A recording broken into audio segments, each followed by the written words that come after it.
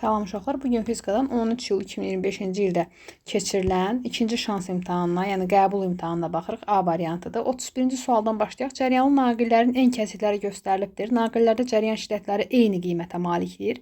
Hər iki naqildə eyni məsafədə olan M nöqtəsində maqnit sayəsinin yekun induksiya vektoru hansı istiqamətdə yönəlmişdir? Biz bilirik ki, maqnit sayəsinin induksiya vektoru necə tapırıq? Sağ əlimizlə və bu nöqtə, bu x-dır, bu isə nöqtədir. X-dırsa bu nə deməkdir? Yəni baş barmağımız daxil olur kitaba doğru, yəni PDF-ə doğru və 4 barmağımız həmin o M nöqtəsinin ətrafında belə fırlanır. Gəlin birinci çəkək çevrəni. Baxsaq görsək M nöqtəsində 4 barmaq necə gedəcək? Bax belə, yenə sağ əlimizi tuturuq. Sağ baş barmağımız daxil olur bu X-a və 4 barmaq bu ətrafında bax belə fırlanır. Buradan belə gedir. İndi mən birinci çevrəni siləcəm. Təzən ikincini tapacağıq. İkinci nöqtədir. O nə deməkdir? Deməli bizə doğru gəlir kitabdan cəryan. Baş barmağımızı öz üzümüzə doğru, yəni kitabdan özümüzə doğru. 4 barmağımızı isə onun ətrafında fırlanır saat əqrəbinin əksi istiqamətində. Yenə çevrəni çəksək, istiqaməti qoysaq M nöqtəsində deməli necə gedir? Bax belə gedir. Çevrəni silirəm. Çevrə lazım deyil. Və sonda görürəm ki, bir belə gedib, bir də belə. Cəryanların qiyməti eynidir. Buradan ora qədər məsafə də eynidir. Onda maqnit induksiya vektorunu, yəni əvəzləyici qüvvə kimi tapırdıq. Necə yönələr? Bu ikisinin əvəzləyicisi aşağı doğru yönələr. Cavab olar 2. 32-ci suala baxaq. Deyir, bir mühitindən iki mühitinə keçən işıq şüasının sınması göstərilmişdir. Mühitlərin mütləq sındırma əmsalları və mühitlərdə işığın sürətləri arasında hansı münasibətlər doğrudur? Baxın, görürük ki, düşmə bucağı sınma bucağından çoxdur. Bunu alfa 1 qoyaq, bunu da alfa 2 qoyaq. Əgər düşmə bucağı sınma bucağından çoxdursa, bu deməli nə deməkdir? Bu deməkdir ki, yəni birinci mühitin sındırma əmsalı kiçikdir, ikincininki böyükdür. Bu biz qayda olaraq öyrənmişik ki, N2 böyükdür N1 və sürət də bucaqla düz asılıdır. Sındırma əmsalından tərs asılıdır. Həmişə belə götürürük də, yəni əgər bucaq alfa 1 böyükdür alfa 2-dirsə, onda sürət də V1 bölünsün V2-dir. Həmişə bucağı sürətlə bir müqayisə edə bilərik. Sındırma əmsalı isə bucaq və sürətin əksinə olur. Ona görə N2 böyükdür N1, V1 böyükdür V2, bu da olar Y variantı. 33-cü sualda müstəvi kondensatorlardan biri sabit gərginlik mənbəyinə qoşulub, yəni qoşulmuş nə deməkdir? U bərabərdir konstantdır. Digəri yükləndiyindən sonra sabit gərginlik mənbəyinə ayrılıb. Bu nə deməkdir? Burada yük konstantdır. İndi gəlin şərtlərə baxaq. Elektrik tutumu azalır. Köhnəklər arasındakı dielektriki çıxardanda. S nəyə bərabərdir? S bərabərdir epsilon 0S bölünsün D. Əgər köhnəklər arasındakı dielektriki çıxarırıqsa, yəni epsilon bir növ azalır, deməli tutum azalır. Bu hər ikisinə aiddir, yəni burada da aiddir, buna da aiddir. Ona görə biri ortaya qoyuruq. Yük azalır. Məlum ki, yük burada azalacaq, çünki ikincidə yük sabitdir. Ona görə buraya yazıram 2. Daha sonra köhnəkləri arasındakı gərginlik artır. Birincidə gərginlik dəyişmir, onda gərginlik burada artar. Daha heç düstur yazmağa ehtiyac yoxdur. Enerjisi artır, enerjinin düsturunu yazaq. Sabit gərginlik mənbəyinə qoşulmuş olanda U sabitdir deyənə SU kvadratı bölünsün 2. Burada S azalır deyə enerjisi azalır. 5 bura aiddir. Enerji harda artar? O birisində artar. Onu da yazaq. Q sabit deyənə Q kvadratı bölünsün 2S. S azalır deyənə enerji artmalıdır. 4'ü də yazıram bura. Cavab nə olar? 2, 5, 3, 4, 1. Deyək, bax, Y variantı olar. Sonra baxaq 34-cü suala. Suyun qabların dibinə göstəriyi hidrostatik təzyiq qüvvələrinin nisbəti nəyə bərabərdir? Birinci qaba baxsaq, hidrostatik suyun qabın dibinə göstəriyi hidrostatik təzyiq qüvvəsi bilirik ki, rho, J, H, S-dir. Burada elə S də, H da, yəni özüdür. Onda F2-yə baxaq, olacaq rho vurulsun J, H-ın yerinə 2H, S-in yerinə 3S. Bu da olacaq nə? 6 rho, J, H, S-ə. F1 bölünsün F2-ni istəyirsə bizdən, F1 rho J H S-dir, F2-də 6 rho J H S-dirsə, bunlar hamısı ixtisar gedər. Cavab qalar 6-da 1 D variantı. 35-ci sualda deyir 2 sm uzunluqlu dəqiqə əqrəbinin uc nöqtəsinin 30 dəqiqə ərzində yer dəyişməsini. Dəqiqə əqrəbinin periodu nə qədərdir? 1 saat 60 dəqiqədir. 30 dəqiqə ərzində dəqiqə əqrəbin yer dəyişməsi deyirsə, 30 dəqiqə periodun hansı hissəsidir? Yarısıdır. Yarım periodda yer dəyişməmiz nəyə bərabərdir? 2 r. O da 2 vurulsun elə 2 sm. O da eləyər 4 sm. B variantı. 36-cı suala keçək. 36-cı suala deyir ki, x oxunun əksi istiqamətində hərəkət edən cismin təcilinin proyeksiyasının zamandan asılıq qrafik verilib. Hansı qrafik bu cismin kinetik enerjisinin zamandan asılıq grafikini uyğundur? Deməli, ən birinci cümlədə deyir ki, x oxunun əksi istiqamətində hərəkət edir. Bu nə deməkdir? Sürət mənfidir. X oxun əksi istiqamətdə hərəkət edir. Baxıram ki, təcil də elə burada mənfidir. Təcil də mənfidir. Deməli, ikisi də mənfidirsə, bu hərəkət necə hərəkətdir? Yeyinləşən hərəkətdir. Yeyinləşən hərəkətdirsə, ikisinin də işarəsi eyni olanda, sürət artar. Sürət artar deyə kinetik enerji artar. D variantı olar. İstəsəz düstur da yaza bilərik. Y kinetik bərabər nəyə? mv kvadratı bölünsün 2-yə. Burada bizim sürətlənliyimiz mənfi V0 çıx AT idi. Baxın, ikisi də mənfidir. Gətirib burada yerinə qoysaq sürətin, onlar m vurulsun. Mənfi V0 çıx AT kvadratı bölünsün 2. Bunu hər tərəfindən, yəni kvadrat eləsək V0 minus AT-ni. Görəcək ki, kvadratik bu mənfilər gedəcək təbii. Zamanın kvadratik aslıdır. O da olacaq hələ D variantı. Yəni, düsturu yazmadan da sürət və təcilin ikisinin də mənfi olub yeniləşən olmasına hərəkətini tapmaq olar. Gələk 37-ci suala. Deyir, sistem tarazlıqda olarsa, X cisminin kütləsini hesablayın. Baxın, burada ikisi bir yerdə 14 kiloqramdırsa, çəkisi 140 newtondur. Düzdürmü? Bura deməli, T gərilmə 140 newton təsir edir. 37-ci sualda. Bura 140-dırsa, bura bölünür hərəsindən nə qədər qalır? 70, düzdürmü ipdə? Burada 70. Və eyni ipdə eyni gərilmə yaranır. Deməli, burada 70-dir. Bu ipə də 70 düşür. Və bu nə qədərdir? Bu da mg'dir. İndi birinin kütləsi var, birinin yoxdur. Yəni yazmıram. Onda yazıram ki, mg bərabərdir 70-ə. Bu m də nədir? 6 üstə gələk mx-dır da. İkisi bir yerdədir burada kütlə. Vurulsun 10 bərabərdir 70-ə. 7 ilə 0 ilə 10 gedər. Qalır 6 üstə mx bərabərdir 7-yə. Mx nə imiş? 1 kiloqram imiş. O da eləyər Y variantı. 38-də çevrə üzərində yerləşən 3 nöqtəvi yükün çevrənin mərkəzində yaratdıqları elektrostatik sahənin yekun intensivliyi vektoru verilmişdir. Vektoru hansı istiqamətdə yönəlmişdir deyir. Baxırıq birinci, baxıq elə bu müsbət yükə. Bilir ki, müsbət yükün intensivlik xətti necə yönəlir? Özündən çıxır. Gəlir bu O nöqtəsindən özündən çıxır, bax belə gedir. Bir istiqamətində. Bu da müsbət yükdür. Müsbət yükün gəlir intensivlik xətti özündən, bax bu istiqamətdə çıxır. Mənfi yükdə nə baş verir? Mənfi yükdə özünə daxil olur. Düzdür. Onda sonda bax bu ikisinin əvəzləyicisi necə yönələcək? O da belə yönələcək. Son intensivlik elə 2 istiqamətində gedəcək. Cavab olacaq Y variantı. 39-cu sualdır. Hansı proses izotermik prosesdə? Bax, izotermik prosesdə nə deməkdir? Temperatur sabitdir. Sabit kütləli, kütlə də sabitdir. Bir atomlu ideal qazın daxil enerjisi onun təzyiqinə necə asılıdır? İzotermik proses deyirsə, daxil enerji bilirik ki, temperaturdan asılıdır. Temperatur sabitsə, daxil enerji sabitdir. Yəni təzyiqin dəyişməsi daxil enerjinin dəyişməz, təsir eləməz ona. Ona görə D variantı olar. 40-da deyir, harmonik rəqsə hərəkət edən cismin koordinatının zamandan asılı qrafik verilmişdir. Grafikin hansı nöqtələrinə uyğun zaman anında cismin impulsun modulu böyük olar. İmpulsun böyük olması üçün bilirik ki, sürət, impuls, Y kinetik.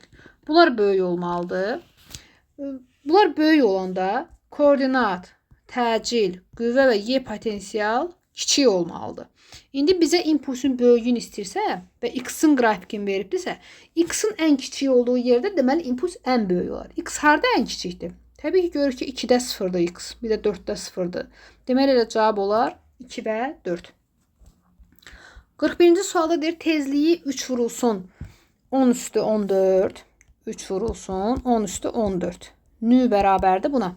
Sonra S bərabərdir 3 vurulsun 10 üstü 8-dir. H da Planck sabitdə bərabərdir. 6 onda 6 vurulsun 10 üstü mənfi 34-dür. İmpulsunu hesablayın. Bilirik impuls nəyə bərabərdir? H bölünsün lambda. Bir də H bölünsün lambdan yerine S bölünsün nü.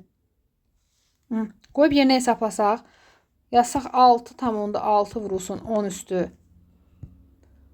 10 üstü mənfi 34. Nü 3 vurulsun 10 üstü 14. S də 3 vurulsun 10 üstü 8'dir. Bu getdi, bu getdi.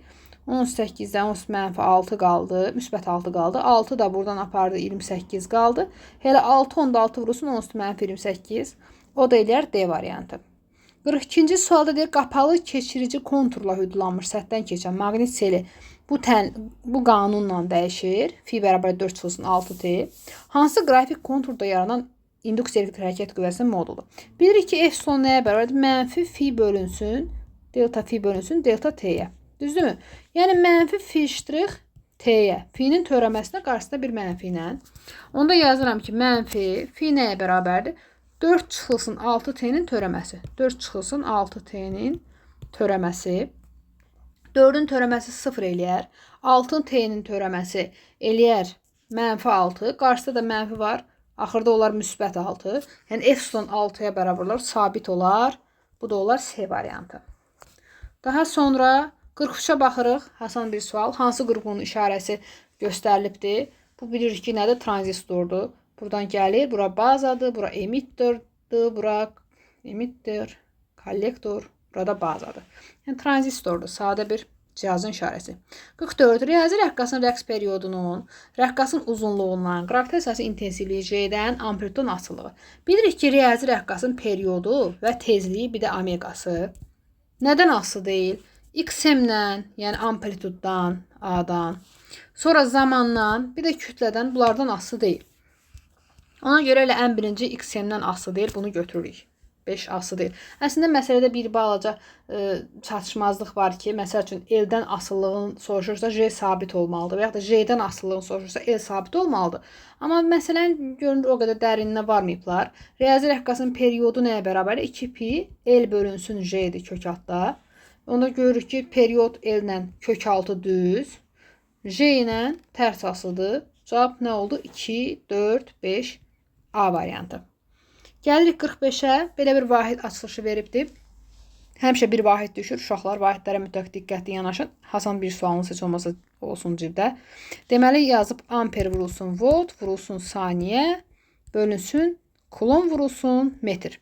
Ən sadə yolu vahidlərin açılışını yazmağın. Amperi saxlayıram. Saniyəni saxlayıram. Metri də saxlayıram burada. Çünki bunların daha açılışı yoxdur da. Əsas vahidlərdir beysdə. Voltun açılışı nədir? Kiloqram metrin kvadratı bölünsün amper vurulsun saniyə kubu. Düşür aşağı. Kulon nədir? Kulon isə amper vurulsun saniyədir sadəcə. İndi sarara aparsam amperin biri getdi. Metrin biri getdi. Saniyenin də biri getdi. Nə qaldı? Yuxarıda qaldı kiloqram vurulsun metr. Bölünsün aşağıda amper. Vurulsun saniyə kubu. Bu da biz bilirik ki, nəyin vahididir? İntensivliyin vahididir da. Eləyər Newton bölünsün kulon və yaxud da volt bölünsün metr. Yəni intensivliyin vahididir.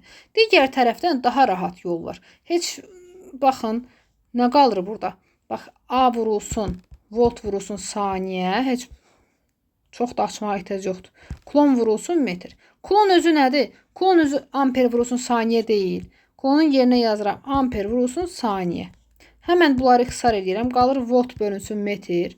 Qaydanı yaxşı bilirsinizsə, öyrənmişsinizsə biz Newton vahidini keçən kimi demişdik ki, volt bölünsün metr, Newton bölünsün kulon. Ona görə cavab olur A variantı. 46-cı sual deyir, düz xətli hərəkət edən cismin kinetik enerjisinin yerdəşməsi modulunu aslı qrafik edib.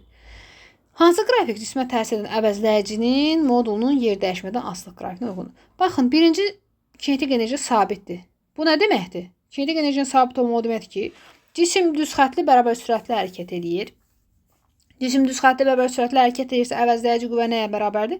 0-a. Əvəzləyici qüvvə bir dənə A variantında 0-dır. Qalan digərlərin heç birində 0 deyil. Yəni, baxan kimi görəcəyik ki, A-dır, amma yenə də baxaq. Əgər Y kinetik artırsa, bu hansı hərəkətdir? Yeniləşən hərəkətdə sürət müsbət, təcil müsbət, qüvvə də müsbət olacaq. Bax, bu cür. Rahat taparıq. Sonra, bir dəqiqə. 47. Tezliyi 6 vurulsun 6 vurulsun 10 üstü 14 Hz olan işığın sındırma əmsalı bu olan mühitdə dalğa uzunluğunu hesablayın. Deməli, mühitdəki dalğa uzunluğu nəyə bərabərdir? Lambda 0, yəni vakuumdakı bölünsün sındırma əmsalına, düzdürmü? Buna bərabərdir. Və lambda vakuumda özü nəyə bərabərdir? 1, 2, n burada, lambda özü s bölünsün, nə eləyər? Gətirib qiymətləri yerinə qoysaq, 3 vurulsun 10 üstü 8, s-nin yerinə, n 2,5-dir. 6 vurulsun 10 üstü 14. Deməli, bu xar getdi, 2 qaldı. 8 ilə 14 getdi, 10 üstü -6 qaldı. Bu eləyər 5. 10 üstü 6 çıxar yuxarı. Nəysə, səhv yazdım. Bir dəqiqə. Müsbət 6 qalıb. Baxın, çıxır yuxarı olur, -6. 10 üstü -6. Bölünsün 5-də 1. Yəni 0, 10-da 2 vurulsun 10 üstü -6. Düzdürmü? İndi görürük ki, cavabı nano ilə verilib. Baxın, deməli bunu 1000-ə vuraram, bunu 1000-ə bölərəm. 0, 10-da 2 1000-ə vuranda eləyər 200. 200 dedim, 2000 yazdım. Aha. Bunu da 1000-ə böləndə eləyər 10 üstü -9 metr. 10 üstü -9-da nano ilə yazsaq elə 200 nanometr eləyər. 48-ci sualda atomun bir enerji səviyyəsindən digərinə keçidi zamanı udulan fotonların dalğa uzunluqları verilmişdir. Atomun Y1 enerjili səviyyədən Y3 enerjili səviyyəyə keçidi zamanı udulan fotonun dalğa uzunluğunu soruşur. Baxın, biz bilirik ki, buradan bu daha uzundur. Bu belə, bu da belə. Yaxşı, gəlin biz bilirik ki, Y foton 1,3 bərabərdir. Y foton 1,2 üstə gələk Y foton 2,3-ə. İndi hamısını düsturun yazsaq, HC bölək lambda 1,3 bərabərdir HC bölək lambda 1,2 üstə gələk HC bölək lambda 2,3. Hər tərəfdən HC-lər gedər. Ondan sonra qalar 1 bölək lambda 1,3 bərabərdir 1 bölək lambda 1,2 üstə gələk 1 bölək lambda 2,3. Qiymətini lambda 1,3'ü tapsaq nə olacaq? Lambda 1, 2 vurulsun lambda 2,3 bölünsün lambda 1,2 üstə lambda 2,3. Ortaq məxrəcə gətirdik, tərs qiymətini götürürük. Deməli 700 vurulsun 300 bölünsün 700 üstə 300, o da eləyər 1000. Vergülləri, sıfırları silərəm, vergül deyirəm. Nə eləyir? 70'i də o 3'ə vuranda eləyir 210. Təbii ki, nanometr. Çünki buraları da çevirməmişdim. Olacaq 210 nanometr. C variantı. 49. Çevrə üzrə bərabər hərəkətdə cismə təsir edən qüvvələrin əvəzləyicisi modulu. Qüvvənin əvəzləyici nəyə bərabərdir? M A-ya. Görünür ki, burada təcili sürətlə bağlı düsturuna əvəz eləyibdir. Onun yerinə yazaram omega V. Sonra omeganı da əvəz edərəm. Yazaram ki, M vurulsun 2 pi bölünsün TV. Baxaq görək hansı variant uyğun gəlir. D variantı uyğun gəlir. 2 pi-ni qarşıya veriblər. Elə ki, belə yazıblar da. M-i axıra gətiriblər. 2 pi və M bölünsün T. Belə eləyiblər. Buradan silib oraya yazıblar. Deməli, oldu D variantı. 50-ci sualda deyir, tezliyi tənzimlənən dəyişən cəryan generatorunun qidalanan dövrənin sxemi verilib. Tezliyin müəyyən qiymətli hər iki lampa eyni cür közərir. Dəyişən cəryan tezliyini artıranda lampaların közərməsi yəni necə dəyişər onu demək istəyir də. UM konstantdır. Deməli, biz demişdik ki, aktiv müqavimət qoşulan dövrədə tezlikdən asılı deyil. Cəryan şiddəti, parlaqlıq dəyişməyəcək. Aktiv müqavimət qoşulanda bir də dəyişməz bunlardır. 2-də baxsaq, 2-də kondensator qoşulubdur. İndi baxın, yazıram I bərabərdir nəyə? IM bərabərdir UM bölünsün XC-yə. XC də nəyə bərabərdir? UM bölünsün 1 böl omega C. Bu omega C çıxır UM-in qarşısına. Olur UM vurulsun omega C. IM-i bir də yazın bura. Deməli, tezliyi neyinir? Tezliyi artırırsa, IM necə dəyişər? IM artar. IM artırsa parlaqlığı artar deməkdir. Onda cavab olar 1 lampasında dəyişməz, 2 lampasında artar. B variantı. Sonra 51-ci suala keçək. 51-ci sualda teta kənar bucağın hansı qiymətində maye tam islatmayandır? Bilirik ki, alfa bərabərdir 180 dərəcə olanda tam islatmayandır, 0 dərəcə olanda tam isladandır. Yəni qaydada öyrənmişik. Ona görə B variantı olur. 52-də cəryan şiddətini verib 5 amperdir. Maqnit sahəsi enerjisini verib 50 jouldur. İnduktivliyi istəyir. Maqnit sahəsinin enerjisi nəyə bərabərdir? L I kvadratı bölünsün 2. Buradan induktivliyi tapsaq olar 2 vurulsun V maqnit bölünsün I kvadratı. Orada 2 vurulsun 50. İ'nin kvadratı da 5'in kvadratı 25. Bu da eləyir nə? 4 Henry. Cavab olar C variantı. 53'də X o Y müstəvisində düz xətt üzrə hərəkətdən maddi nöqtənin koordinatları zamana görə X 8 üstə 3D, 6 çıxılsın 4D qanunen dəyişir. Maddi nöqtə sürətin modulunu. Bax, birincidən X-in tənliyi deyənə 1, 2 bu nədir? Vx-dır. Vx bərabər nəyə? 3-ə. X-dan törəmə alanda. Vy nəyə bərabərdir? Buradan törəmə alacaq deyir -4. Sürət özü nəyə bərabərdir? Vx-in kvadratı üstə Vy-in kvadratı kök altda. Bu da eləyər 3-ün kvadratı üstə -4-ün kvadratı. Kökdən də çıxar çölə 25, o da eləyər 5. Cavab olar 5, 53-də. 54-də baxırıq. Deyir 27 dərəcə Selsidə, yəni temperaturu mütləq Kelvinə çevirməliyik əsas vahid almaq üçün. Eləyəcək 300 Kelvin üstünə 273 gəlməliyik bunun mütləq. Nisbi rütubət fi bərabər nədir? 60%-dir. Daha sonra bizə nə verir? Böyük M-i verib molyar kütləni. Molyar kütlə bərabərdir 18 vurulsun 10 üstü -3. Universal qaz sabiti verib 8-dir. Sonra nə deyir? 27 dərəcədə doyan su buxarının sıxlığı ρ0 bərabərdir 3 vurulsun 10 üstü 8. Baxın, nə yoxdur əlimizdə? Bir də nə istəyir bizdən? Təzyiq istəyir. Sonda su buxarının təzyiqini istəyir. Deməli, fi nəyə bərabərdir? Fi bərabərdir ρ bölünsün ρ0 vurulsun 100. Yəni havadakı su buxarının sıxlığının doyan su buxarının sıxlığına nisbətinin faizlə ifadəsidir. Buradakı ρ-nu tapsaq, ρ bərabərdir fi vurulsun ρ0, bir dəqiqə, fi vurulsun ρ0 bölünsün 100'dür. Hesablama aparsaq, fi 60, ρ0 3 vurulsun 10 üstü -2 bölünsün 100, biri getdi. 18 vurulsun 10 üstü -3 eləyər. Bax, buradan ρ-nu tapdıq. Çünki bu da bir dənə silindi, bura -3 gəldi. Bu buna 18, 10 üstü -3. Sıxlıq aldıq. İndi biz nəyə bilirik? Bilirik ki, təzyiq nəyə bərabərdir? ρ-RT bölü M-ə bərabərdir. Gətirib burada aldığımız sıxlığı istifadə edəcəyik. Yəni 18 vurulsun 10 üstü -3. R8-dir, temperatur 300'dür. Molar kütlə nə qədər idi? 18 vurulsun 10 üstü -3 idi elə. 18 vurulsun 10 üstü -3. Bu getdi, bu getdi. Hamısı ay 8-i səhv sildim. Deməli 18 ilə 10 üstü -3 getdi. 8-i 300-ə vuranda eləyir 2400. Cavabı nə ilə ver deyir? Cavabı paskallarla ver. Elə 2400'ü olduğu kimi saxlayırıq. 2400 paskal eləyər. 55 rəqs konturunda sarğacın maqnit sahəsinin enerjisi maksimum olanda maksimum. Deyir, hansı fizik əhəmiyyətdə maksimum olar? 1, 2, I, fi, bir də bunlar. Bunlar 3'ü maksimum olurdu. Bunlar maksimum olanda hansı minimum olurdu? Hər ehtimal yadımıza salaq. Q, U, bir də burada əlbəttə ki, enerji sıxlığı da var. Onu da yadımıza salmış olduq. Deməli, bunlar maksimum olanda bunlar 0 olur.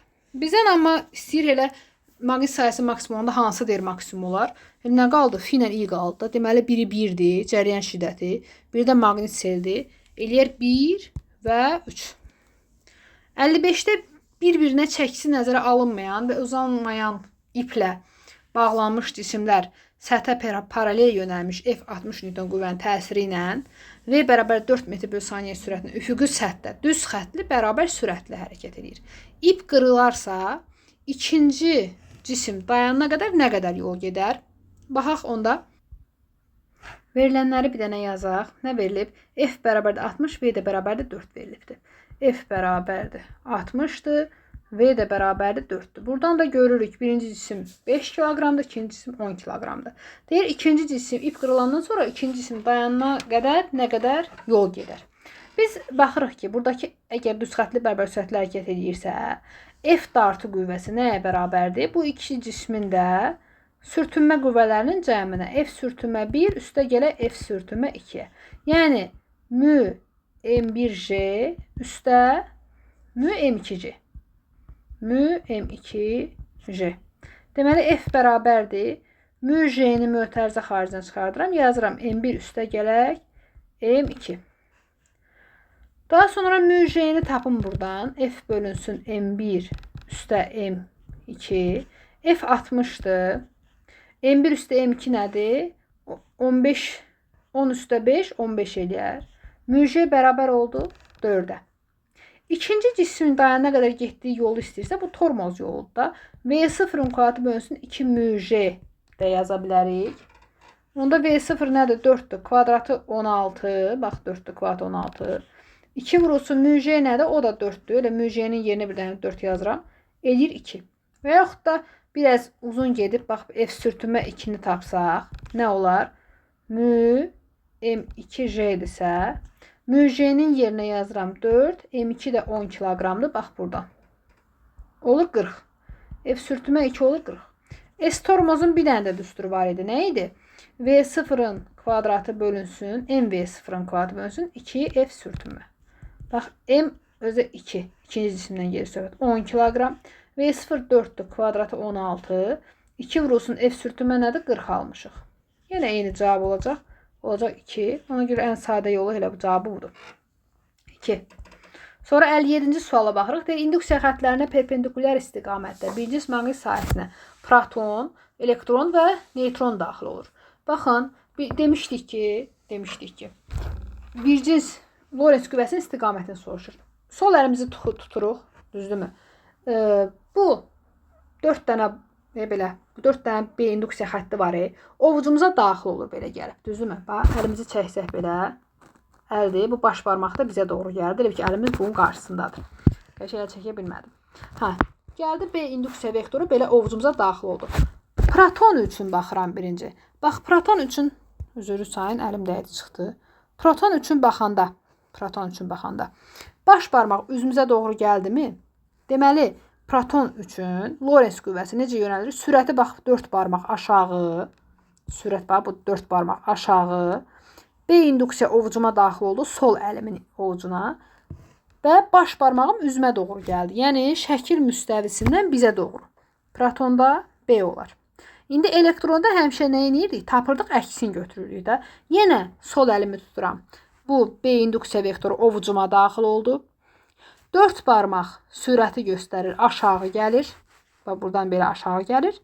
Baş barmaq mənə doğru gəlir, amma elektrondur deyə. Baş barmaq nə edir? Çevrilir, məndən şəkil müstəvisinə doğru gedir. Onda olur A variantı. Neytron isə yükü yoxdur deyənə, Lorentz qüvvəsi QVB-yə bərabərdir, amma neytronun yükü yoxdur, sıfırdırsa, deməli ona təsir edən Lorentz qüvvəsi 0 olar. Sola sağa getmir, bunları heç ara qoymuruq. Baxırıq 58-ci suala. Deyir, ipə bağlanmış cismi şaquli vəziyyətdə çevrə üzrə bərabər sürətlə hərəkət etdirərək A nöqtəsində ipi qırırlar. Maksimal hündürlüyə müəyyən zaman müddətində qalxır. Tezliyi 2 dəfə artıranda maksimal hündürlüyə qalxma müddəti necə dəyişir? H maksimal ümumiyyətlə nəyə bərabərdir? V0'ın kvadratı bölünsün 2J'dir. Düzdür. Əgər burada tezlikdən danışırsa, bu qırılıb çevrə üzrə hərəkət edirsə, sürət nədir? V bərabərdir 2 pi n r-dir. Gətirib yerinə qoysaq, kvadratə yüksəlsə, olacaq 4 pi-nin kvadratı. E-nin kvadratı, R-in kvadratı bölünsün 2J.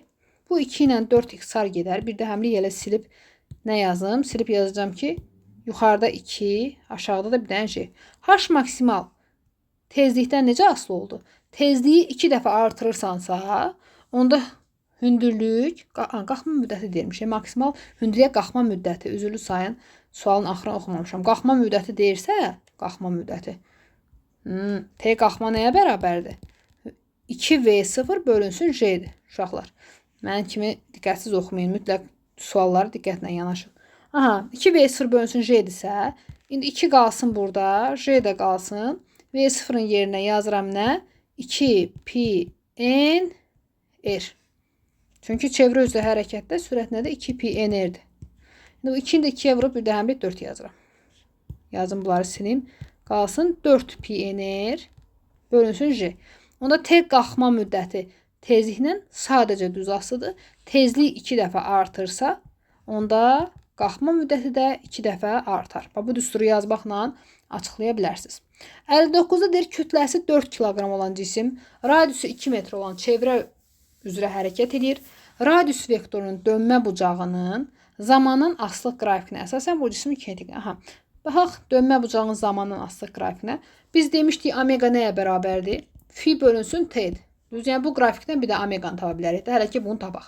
Ya 6-nı 2-yə bölək, ya 12-ni 4-ə bölək. Nə eləyər? Omega 3 eləyər. Omeganı aldıq. Orada yer var, elə ora yazacağım. Deməli, omega 3-dür. Omega 3-dür. Sonra radiusu 2-dir. Bizə nə istəyir? Kinetik enerjini istəyir. Y kinetik nəyə bərabərdir? M, kütlə də var, M bərabər 4 kiloqram. MV kvadratı bölünsün 2. Sürətin omega R ilə bağlı düsturu var da, yazaram onda o M bölünsün 2, sürətin yerinə omega kvadratı R kvadratı. Qoyub hesablasaq, M 4, omega 3-dür, kvadratı 9, R 2-dir, kvadratı 4, bölünsün 2, 2, 8-i də 9-a vuranda eləyər 72 joule. Bu da yaxşı, asan sual idi. İndi deyir, sabit kütləli ideal qaz üzərində aparılan proseslər PT koordinatlarında verilibdir. PV koordinatlarında çək.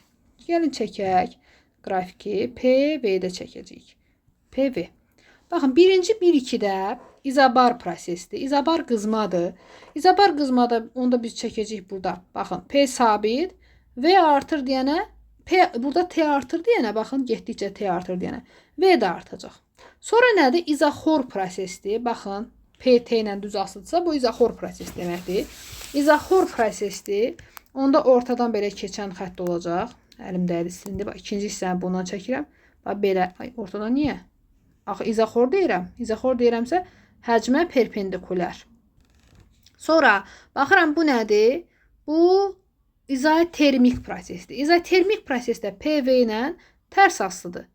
Belə çəkərəm. Tərs asılıq və belə olsun. Belə. Daha sonra nədir? 4-dən 1-ə yenə izoxordur. İzoxordursa yenə, bax, belə perpendikulyar olacaq. P azalır, bu da azalacaq. Bax, qrafikə fikir verdiniz. 1, 2, 3, 4, təzədən 1. Bax, qrafiki bu cür qurmalıyıq. Yenə deyirəm, bax, birinci izobar qızmadır. Gördünüz, izobar qızmada həcmdə artır. 1, 2 azaddır. 2, 3 nədir? PT ilə düz asılsa bu izoxordur. İzoxor nədir? Özdə ox belə deyənə izoxor qızmadır. İzoxor qızmadırsa V sabit, P artar izoxor qızmada. Bax belə. Sonra üçüncü proses izotermik nədir? İzotermik sıxılmadır. Çünki təzyiq artırsa həcm azalar. İzotermik sıxılma da o deməkdir ki, bax, buradan bura qədər. PV ilə tərs asıdır, həcm də azalsın. Görürsünüz, həcm doğrudan da azalır bu qrafik xəttin üzü ilə getdikcə. Sonra 4-1-də nə oldu? İzoxordur. İzoxor soymadır. Bu da izoxor soymada həcm sabit, P azalmalıdır. Bu cür olar. Bitdi, bu qədər.